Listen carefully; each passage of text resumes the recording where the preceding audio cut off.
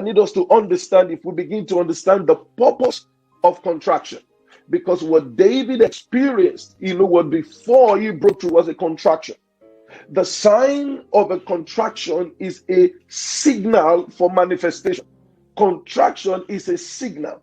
This is what alerts, the mother who is ready to put to bed, the woman who is the pregnant woman who is ready to put to birth.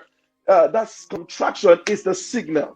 And this is why, midwife, over the course of antenatal care, they would advise, pay attention once the woman is beginning to get into the late 30s, before the 40th week, in a normal pregnancy.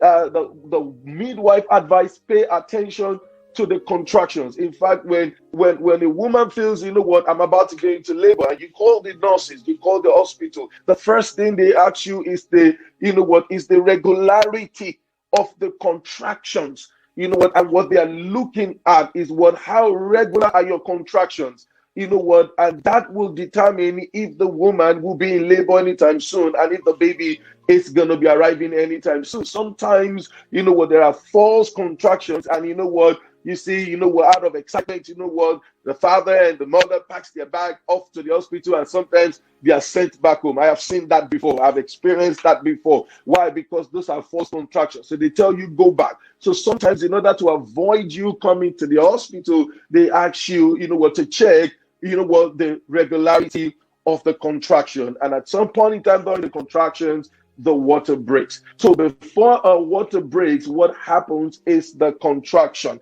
So it's a signal. Contraction is a signal, is a sign that signals for manifestation. It's a sign that a new level is around the corner.